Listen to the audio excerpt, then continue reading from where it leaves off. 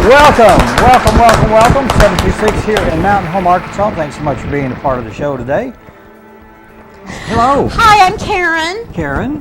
What's your name? Dan. How are you, Hi, Karen? Dan. You look like the Dan that used to be here.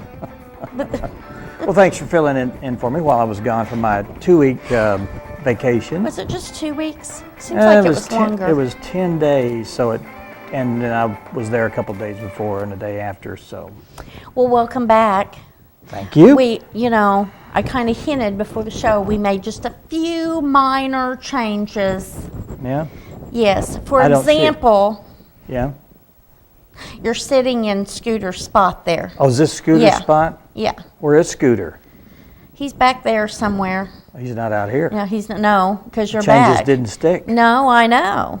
Actually, you're sitting in my spot. Oh, was it? And we changed the name of the show. Did you really? 727? 726 Karen without Dan. Oh, okay. Now it's back to 726 Karen with Dan. Oh. Welcome back, though. That's not what I saw on the screen when I first. I know. Is this in your mind, I would assume? In my mind, in the land of Karen. We can make the graphics for you if you'd like. Hey, that'd be great. But only you would see them. Oh. Well, did you have fun? I did have fun. Tell us what you did. Well, as people probably have forgotten already, I took a trip to New York. They didn't forget. I feel confident that they remembered. Did you remember? Did you talk about it last week? Yes. Oh, did you really? Yes. Well, for those people that remember, I went, I spent the time there, and now I'm back. Wow. Now I was the audio person, the sound man. For the Retro Films production of Star Trek Phase 2, which is the continuation of the original series of Star Trek. And this is the only movie set that has the full bridge set as it was back in the 1960s. The authentic measurements and paint colors. I mean, They've duplicated it? They've duplicated it down to the very paint codes that they used back in the day. And it's funny to work with this group of people because everybody is a perfectionist and they have all this knowledge of what Star Trek used to be when it first came out. And I mean, these guys they didn't come in costume and that kind of thing. They were professional people, and they well established in their field of professionalism. Had a cinema photographer from Cincinnati that works all over the country, a well-known director, young director that directed this episode. He lives in Hollywood, California. Actor Brian Gross, who's in. If you saw his picture, I didn't bring any pictures, but because a lot of those pictures haven't been cleared yet because it's still under production. Yes. He's been in. If you see a picture of him, you've seen him in recent TV spots. I mean, he's a working actor in Hollywood. His wife is a working actress. Let's see.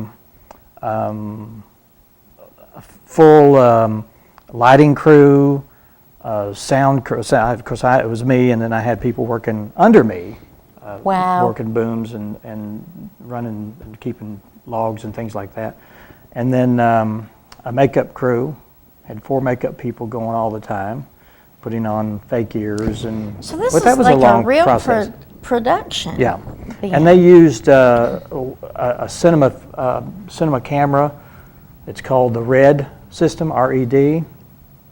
And they're using that to make movies. I mean, that same camera. Right. It was quite an experience. So, I don't suppose you threw out my name to anybody to see about getting me discovered, did you? I did it one time when I was sneezing. Karen. Appreciate that. Well, but when I said it one time, but it didn't turn any heads, so I don't know if. They probably didn't understand what you were saying. Probably, yeah. So, but you made some contacts, and you said you'd do it again? I would do it again, yeah. Yeah, we did 12 to 16, 18-hour days sometimes. That's long. Yeah.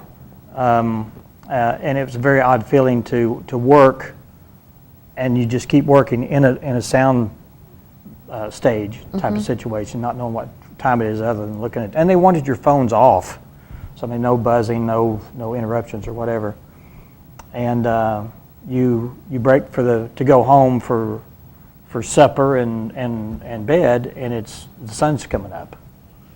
That is, Yeah. People that aren't in that field don't really realize. I think a lot of times, I know I don't really think about how much work, how much time it takes that goes into producing. Well, it's a lot of something time, like that. and when they set up a scene that could only last like 2 minutes, I mean, they spend a half a day setting up the proper lights, and if they were doing it in today's standard, they would just light the room. But what they're trying to do is to try to duplicate the lighting techniques that were used back in the 60s for Star Trek. I mean, they were stark lights with hard shadows, colored gels. As a matter of fact, they had been searching for this one color of material that you put over light to make a room a certain color. And it was a specific purple, and they never could find it. And they had to buy this thing from overseas or someplace. It was just so hard. And just the way these guys are, they got it, and they had to demonstrate it or to see if it was the right color. Oh my. And they put it over light, and everybody was watching. They turned it on, and everybody just oohed and awed over purple light. And I'm going, what's the deal? But but when you're a student of the skill of how things were done back in those days, and on the kind of budget, and there were some well-known people that worked on that episode or those episodes that became quite famous from the techniques that they used with the small amount of budget they had. I mean, Really? they would use a sound stage to duplicate a planet. Well, not knowing what the planet looked like, they would either splash orange lights on the wall, and they would do different things with plants and things like that. But they won Hugo Awards, which is a science fiction award, just about every year for the productions that they did back in the day. So it was fun. That's fascinating. It was fascinating, and I got to possibly will have a part as a walk through the corridors of the. They had costumes. I dressed up as a science officer walking through the. That's cool. Corridor, so we'll see if that works out. And then where do people go to see this when it's all said and This done? one's supposed to debut in the fall. They've got two others that have been produced that are not completely edited, but this one, because of the story nature and the script was very well written, and the acting was good, and they brought in this high caliber of professionals for this one. They want to put this one first, so this will probably be available in the fall, and you can watch it on StarTrekPhase2.com. You can watch it there. On There's the computer. 10 other episodes you can watch now of past productions they've So done. cool. Well, next time, if you are a walk-on in this, I'm going to be very upset that you got to walk on before I did in some big, budget thing. Well, That's okay. Don't worry we about have me, a though. green screen. We could, put you in an outfit and make you walk, and then submit that footage and see if they'll put it in. That would be awesome. Would you do that for me? Oh, yeah. Let's do it. I sure will. I can only imagine their faces. Well, it's good to have you back. Okay, I'll be back for a while. How long do you think? You want Scooter back? Well, I'm just planning ahead. It could be the Dan and Scooter show. What's so funny about that? It could be. Nothing, really. Now that I think about it, nothing's really funny, but I guess it could be. But where would the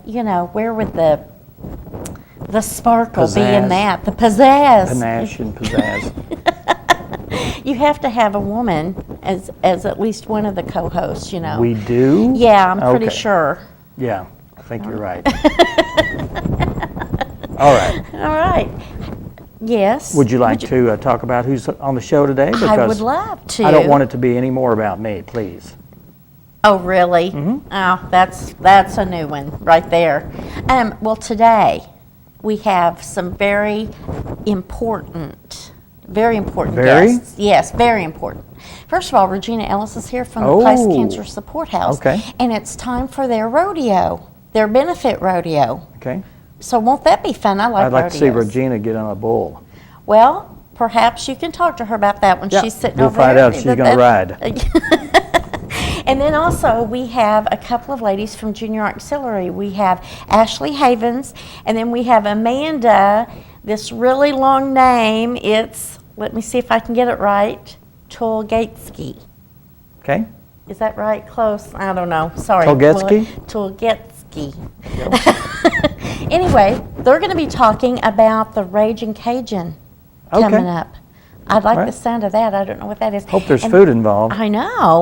Won't that be nice? And then Brian Neptune, who is a local author and publisher, is going to be here to talk about some of his books and how to self-publish. How to. Yes, how to self-publish. Yeah. So I'm interested in that because, you know, who knows, I might want to become I could be an aspiring author. You could. I could. I could write about you, Dan. Oh, I'm sure it would sell well. Well, let's take a break. Okay. And when we come back, we'll be talking with Regina Ellis. Stay with us.